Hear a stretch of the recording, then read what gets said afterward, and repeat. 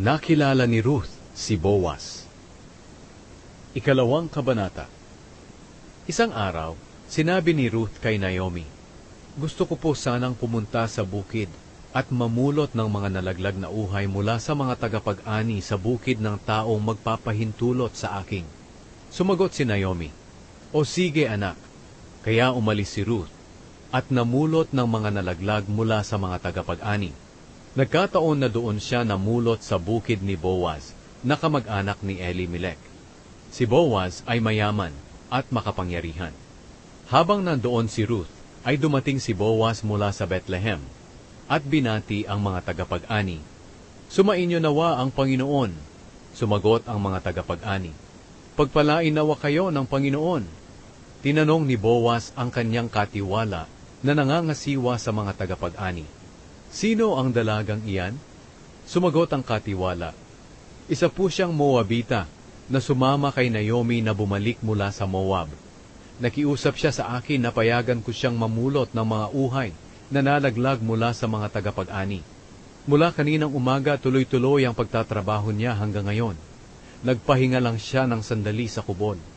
Sinabi ni Boaz kay Ruth, "Anak, makinig ka.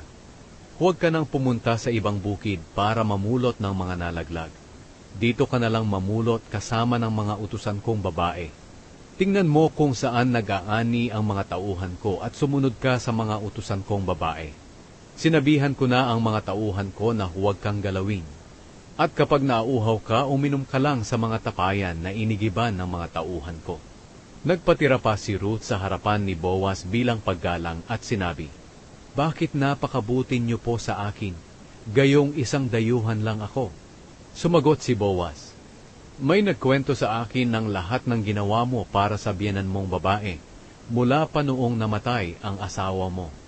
Iniwan mo raw ang iyong ama at ina, at ang bayang sinilangan mo para manirahang kasama ng mga taong hindi mo kilala. Pagpalain ka nawa ng Panginoon dahil sa iyong ginawa. Malaking gantimpala nawa ang matanggap mo mula sa Panginoon, ang Diyos ng Israel na siyang pinagkanlungan mo." Sinabi ni Ruth, "Napakabuti po ninyo sa akin. Pinalakas ninyo ang loob ko, at sinabihan ng mabuti kahit hindi ako isa sa mga utusan ninyo."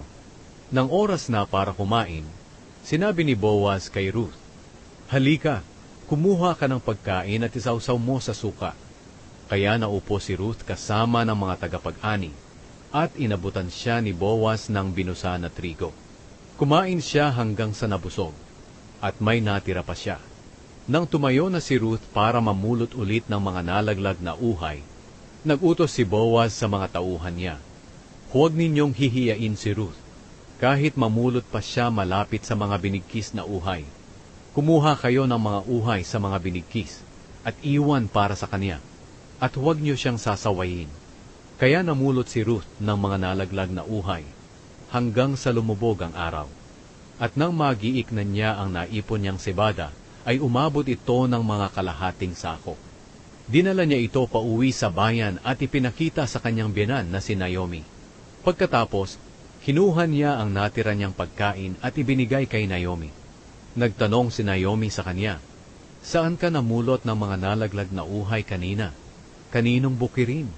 Pagpalain nawa ang taong nagmagandang loob sa iyo." Ikinuwento ni Ruth kay Naomi na doon siya namulot sa bukid ng taong ang pangalan ay Boaz. Sinabi ni Naomi kay Ruth, "Pagpalain nawa ng Panginoon si Boaz." Ipinapakita niya ang kanyang kabutihan sa mga taong buhay pa at sa mga patay na. At sinabi pa niya, "Si Boaz na sinasabi mo ay malapit nating kamag-anak. Isa siya sa may tungkuling mga laga sa atin." Sinabi ni Ruth kay Naomi, "Sinabi pa po ni Boaz sa akin na sa mga tauhan lang niya ako sumama sa pamumulot hanggang matapos ang lahat ng mga aanihin niya." Sinabi naman ni Naomi kay Ruth, "Anak, mabuti nga na sa mga utusan niyang babae ka sumama, dahil baka kung ano pa ang mangyari sa iyo sa ibang bukid."